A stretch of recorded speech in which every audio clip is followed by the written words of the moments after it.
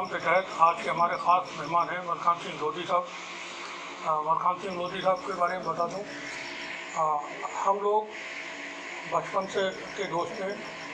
लगभग 43 साल हो गए हम लोगों को साथ में और अभी तक साथ हैं। तो जो हमारा प्रोग्राम हमने शुरू किया हुआ है TCM पर मोहब्बत की दुकान, उसमें हम सामाजिक मामलात पे बातचीत करते हैं आपस में बैठ कर के। आज उसी के तहत मलखान सिंह लोधी साहब साथ में है। तो मैं सबसे पहले आपसे मुखातिब होते हुए सवाल करता हूँ कि मलखान सिंह लोधी साहब जी बताएं कुछ लोगों को क्या कहना चाहेंगे। सबसे पहली बात तो ये है कप्तान साहब कि हम और आप एक ऐसे दोस्त हैं कि जहाँ हमारे और आपके बीच में कभी यही नहीं सोचने का मौका मिला कि हम कर क्या रहे हैं। आज तक हम लोगों को यही पैगाम देते रहे कि भाई जिस तरीके से हम भाईचारे के साथ रहते हैं वही भाईचारा सभी में देखने को मिले, यही मोहब्बत देखने को मिले। इसी मोहब्बत के तहत हमने हमेशा दूसरों को प्रेरणा भी दी है और ये प्रेरणा हम देते रहेंगे जब तक हमें ऊपर वाला साथ रखेगा। किसी को ये मौका नहीं देंगे कि हमारे बीच में कोई किसी प्रकार की दूरी पैदा कर सके। अच्छा, कुछ बचपन से जुड़ी हुई यादें जो साझा करना चाहें लोगों के साथ। हम लोगों के चूँकि आज के वक्त में चीज़ें बहुत ज़्यादा हैं लोगों के पास, जो हमारे बच्चे हैं छोटे छोटे उनके पास बहुत कुछ है। हमारा जो बचपन था उस वक्त में मामूली चीज़ें भी मैसर नहीं होती थी, बड़ी परेशानी होती थी। तो हम जो भी 40 साल 50 साल की जिनकी उम्रें हैं इस वक्त, वो उन्होंने दूसरा हिंदुस्तान भी देखा है। तो आपने जो हिंदुस्तान अपने बचपन में देखा था उसके बारे में थोड़ा सा बताएं लोगों को, कैसा था वो। बचपन तो हमारा ऐसा गुजरा है कि बड़ा संघर्ष किया हम लोगों ने, बड़ा खेल कूदते रहे, माँ बाप की छत्र छाया रही हम लोगों के ऊपर। हमारे माँ बाप बहुत सीधे थे। हमने कबड्डी भी खेली साथ, क्रिकेट भी साथ खेली, फुटबॉल भी साथ खेली, वॉलीबॉल भी साथ खेली और कुश्ती वगैरह भी साथ लड़ी। ये सब बचपन के खेल रहे हमारे। और जैसे जैसे हम पढ़ते गए, आगे बढ़ते गए और आगे चल के हम लोगों ने अपनी अपनी जिम्मेदारियाँ संभाली। शादी हुई, शादी के बाद बच्चे हुए, बच्चों के ही परवरिश में लगे रहे, जुटे रहे और कुछ हटके सांस्कृतिक कार्यक्रम भी कराते रहे, जैसे कि रामलीला से ज़्यादा हम लोग जुड़े रहे। पिछले 18 साल से हम कंटिन्यू श्री ज्ञासी राम रामलीला के नाम से ये महोत्सव कराते आ रहे हैं रामलीला का। और इस वर्ष भी हमारा रामलीला का महोत्सव होगा सितंबर में, अक्टूबर में चालू होगा। सितंबर से हमारी तैयारी शुरू हो जाएगी। यही सब चीज़ें चल रही हैं ज़िंदगी में हमारी।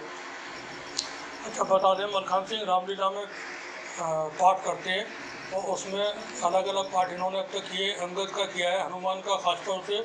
वो हनुमान का जो पाठ है वो मलखान सिंह के लिए रिजर्व है एक तरह से। और हमारे यहाँ पड़ोस में ही रामलीला होती है, हर साल होती है और बड़ी खूबसूरत भव्य जिसको कहना चाहिए वो रामलीला होती है। सभी के सहयोग से पूरा समाज उसमें पार्टिसिपेट करता है जी। अच्छा, कभी यहाँ यूनिवर्सिटी के एक बाग है अमरूदों का, बाग में से अमरूद वगैरह चुराए? अरे कप्तान साहब, ये तो हमारा शौक था। चुराना क्या था, बस हमारे द्वारा लगाए हुए पेड़ों को हमने सींचा था और उन पेड़ों पर जब अमरूद आने लगे तो ऐसा दिन कोई नहीं गुजरा हमारा जिस दिन सुबह मॉर्निंग वॉक में गए हम और जाके हमने अमरूद ना खाए। अमरूद थे, बेर और आम का बाग अभी भी है। तो वहाँ बचपन में हम लोग भी जाते थे और अमरूद चोरी करके बाद में पीछे पीछे वो डंडा लेके भी भागता था। ये सब बचपन में होता था। अच्छा, जैसा तमाम चीज़ें चल रही हैं समाज में और आए दिन बहुत सारी बुरी खबरें मिलती रहती हैं कि यहाँ झगड़े हो गए, वहाँ बवाल हो गए और जो टकराव की बातें आती हैं। तो ये चीज़ें क्यों बढ़ रही हैं, इन पर कैसे, अगर आपसे पूछा जाए तो क्या कुछ समाधान है, कैसे रुकें ये आपसी भाईचारे के तहत ही रुकेंगी और आने वाला वक्त जो है इन सब चीज़ों पर काम भी होगा। और मुझे लगता है कि ये जो कुछ ही चंद लोग ऐसे हैं जो भाईचारे के बीच खाई पैदा करना चाहते हैं नहीं, पर मुझे तो नहीं लगता कि किसी तरीके के भाईचारे में कहीं कोई टूटी वगैरह चल रही है या कहीं किसी तरीके से मुझे कहीं ऐसा महसूस नहीं हुआ आज तक कि भाईचारे में कहीं मुझे कहीं किसी ने किसी गलत रूप से देखा हो, जहनीत से देखा हो। मुझे तो हर जगह प्यार मिलता है। भाई मैं तो यही पैगाम देता हूँ, यही मिशन देता हूँ सबके लिए कि जो आप लोग कर रहे हो या आप लोगों के सामने जो तस्वीर दिखाई जाती है ये बिल्कुल बकवास है, लोगों को गुमराह करने की बात है। ऐसा नहीं है कि भाईचारा आज भी हमारा कायम है और जब तक दुनिया रहेगी तब तक ये भाईचारा काम रहेगा। कुछ ही दिन की बात है, ये सब बादल छट जाएंगे, लोगों की असलियत सामने आ जाएगी। जो सरकार इस समय मौजूदा चल रही है ये सरकार सिर्फ और सिर्फ भाईचारे में वोट के ऊपर राजनीति करते हैं ये लोग और भाईचारे में खलल पैदा करते हैं। बस मेरा तो यही पैगाम है। एक बात याद आ रही थी, मैं आपको बता दूं, जो भाईचारे की बात चल रही है, अभी से 2 साल पहले कोरोना फैला हुआ था, बहुत बुरी तरह से तमाम लोग मुतासर थे और जगह जगह पर मरने वालों की खबरें आती थी। एक दिन में कई सारे लोगों के मरने की खबरें आती थी। उस दौरान भी मलखान सिंह ने, चूँकि समाज में बहुत सारे लोगों ने उसको कंट्रीब्यूट किया था और लोगों की अपनी हैसियत से ज़्यादा मदद की थी। तकरीबन 3 लाख रुपए का योगदान मलखान सिंह ने उस कोरोना के दौरान दिया था और जो योगदान था वो ऐसे लोगों को था जो अपना एक वक्त का उस वक्त खाना नहीं खा सकते थे और ज़्यादातर उसमें जो थे, मेरा मानना यह था, मैक्सिमम जो लोग थे वो मुस्लिम कम्युनिटी के लोग थे। तो यही समाज है और यही लोग हैं जो आपस में रह करके अपनी जो बुनियादें हैं उसको मजबूत करते हैं। वक्त हमेशा एक जैसा नहीं रहता, परेशानियाँ आती हैं, चली जाती हैं और तमाम चीज़ें रहती हैं। तो ज़रूरत समाज को हमेशा से मोहब्बत की रहती है। मलखान सिंह कुछ फिल्मों वगैरह की बताओ यार।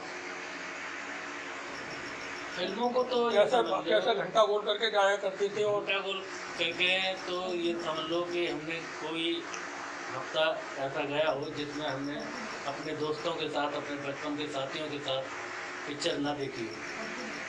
कोई भी हफ्ता ऐसा नहीं गुजरा जिस हफ्ते में हम लोग पिक्चर ना देखते थे, क्योंकि घर वालों से तो इकट्ठा पैसा मिलता नहीं था, कंट्रीब्यूशन करते थे आपस में, फिर टिकट लेते थे, टिकट कुछ ज़्यादा लेते थे तो उसको फिर वहीं और लोगों को ब्लैक में बेचते थे और बेचने के बाद जो पैसा बचता था भाई उसका, जिसका पैसा लगता था उसका पैसा वापस करते थे, बाकी जो है अपना खर्च करके चले आते थे। वो एक ये समझ लीजिए शौक था और लोगों में आपस में पैसा भी अपना बचा रहता था और थोड़ी सी मेहनत करके टिकटें फालतू निकालने के बाद दूसरे लोगों को दी, देने के बाद जो अपना पिक्चर भी देख ली, शौक भी पूरा हो गया और चले आए अपने। घर वालों को यही पता थी कि हम पढ़ने गए, लेकिन ये बड़े दिलचस्प ज़िंदगी थी वो। और कभी ये नहीं लगता था कि साहब ऐसा भी वक्त देखने को मिलेगा कि आज जो समय चल रहा है, जिस तरीके से इस सरकार ने हमारे समाज में जो परेशानियां पैदा कर दी हैं, लोग समझ नहीं पा रहे हैं। अभी कुछ दिन बाद समझेंगे भी और इनको, इस सरकार को जड़ से उखाड़ फेंकेंगे भी। ये मेरी उम्मीद है मुझे, और ये समय ज़्यादा दिन नहीं, आने वाले वक्त में देखने को मिलेगा। आज़ादी का मौका है, सभी लोग खुशियाँ मना रहे हैं आज़ादी की। हम सबको मुबारकबाद देते हैं आज़ादी के लिए, आज़ादी की, और उम्मीद करते हैं कि ये आज़ादी बरकरार रहेगी और लोग खुशहाल हों, इसकी उम्मीद करते हैं। क्योंकि पिछले वक्तों में काफ़ी लोग परेशान हैं, उनके कारोबार नहीं चल रहे हैं, उनके जो भी धंधे थे वो नहीं चल रहे हैं, लोग बहुत परेशान हैं। 85 करोड़ लोग इस वक्त सरकार के दिए हुए राशन पर ज़िंदगी बिता रहे हैं। तो ऐसा जो माहौल है, क्योंकि समाज में जो टेलीविज़न वगैरह से दिखाया जाता है वो अच्छा दिखाया जाता है, कुछ चीज़ें जो है उनके बारे में बात नहीं होती। तो 80-85 करोड़ लोग हमारे मुल्क के इस वक्त सरकार से मिलने वाले राशन पर जी रहे हैं। ये जो मुश्किलें देश के सामने इस वक्त है, समाज के सामने मौजूद हैं, उसका मुकाबला सिर्फ मोहब्बत से किया सकता है। हम सबको मुबारकबाद देते हैं और जैसा मैंने बताया, मलखान सिंह और मैं, हम दोनों पिछले 43 साल से साथ में हैं। आज की ये जो चर्चा है वो इसीलिए है कि हमारे समाज को ज़रूरत है रिश्तों को मजबूत करने के लिए। और जो सियासी लोग, राजनीतिक लोग जो एजेंडे चलाते हैं उससे बच के रहें। आप सभी का बहुत बहुत शुक्रिया, मलखान सिंह जी का बहुत बहुत शुक्रिया, और सभी लोग खुश रहिए, आज़ाद रहिए। जय हिंद, जय भारत। सभी के लिए हार्दिक शुभकामनाएं इस 77वें गणतंत्र दिवस की, और सभी लोग आज़ादी को बहुत प्रेम पूर्वक मनाएं। किसी प्रकार की किसी के अंदर कोई भेदभाव की न पैदा हो, यही मेरा देशवासियों से पैगाम है, प्रार्थना है। जय हिंद।